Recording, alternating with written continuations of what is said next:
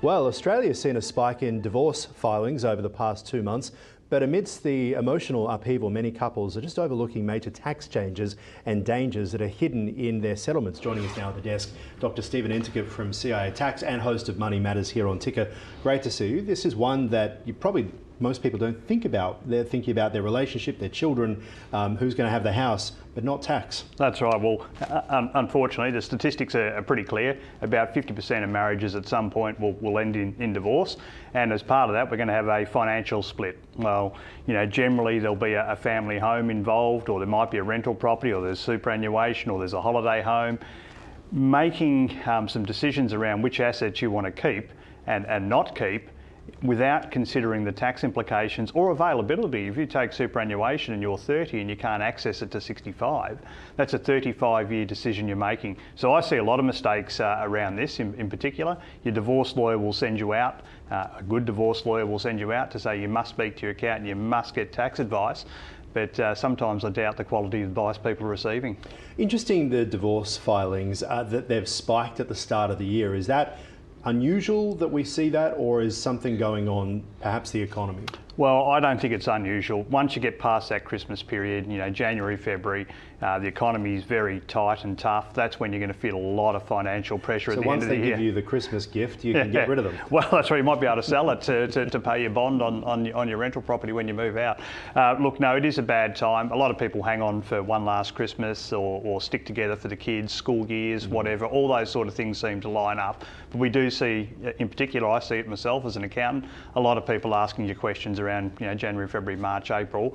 Marriage has ended, what should I be doing from here? So the longer that the relationship has been on for, does it heighten the tax risks, or does it not matter? Yeah, well, I think it does actually. So when you go through a divorce process, you do financial statements to each other. You come together and you say, here's the assets we all own, and we put values to them. But some of those asset values are going to be heavily impacted by tax. Like if one of the partners is self-employed, for example, and you put a value to that business, well, when they sell that business, generally there's going to be some tax considerations around that.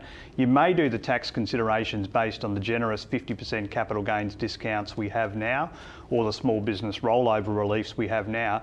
But I can't see that generosity lasting for 5, 10, 15, 20 years, let alone 30 years when you might be selling these assets. Yeah. So they are major considerations to take into consideration when you're doing these asset splits. What I love here is you're a chaplain as well as a tax man, so you very much know, tax accountant, not the tax man, so you very much know to bring these together. Do you find that couples are having the discussion before marriage about whether or not marriage is right for them, given their specific situations that they might be in financially? Yeah, well, what we see there is a lot of binding financial agreements, like the prenuptial, if you like, the binding financial agreement. I thought that was just for the royals. No, yeah, it's great. But if you're coming into a relationship and you've got children from past marriages, or you've got a very big disparity in financial positions, or there might be family assets that need protecting, a family farm or whatever. Or one partner has job security and the other doesn't. Yeah, that's right. Or debt. I call it an STD, sexually transmitted debt. Sometimes you might come into a relationship and someone's got a really bad credit history. Well, you might not want to be financially in a relationship with them because that's going to affect your credit score as well. So a lot of money problems, do affect marriages and cause marriages to end. So going into a relationship, a new relationship, you want to make sure you understand each other's financial positions and be on the same journey as well together.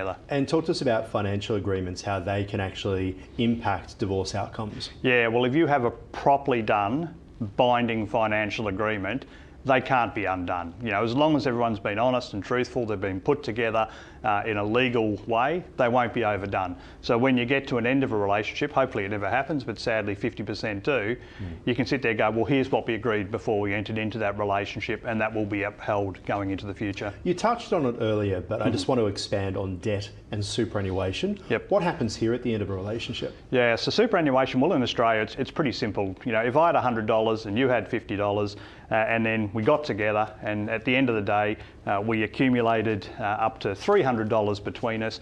Well, we're going to split that $150 that we've accumulated together as a couple. So it's generally a 50-50 split on what you've accumulated post coming into a relationship.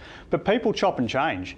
You might say, well, I want to keep the family home, you keep all the superannuation. So you can negotiate around that. For me, when I divorced a very long time ago, I was happy to keep the superannuation because my mindset was always to buy farms, and to do that inside superannuation was a good and safe thing to do.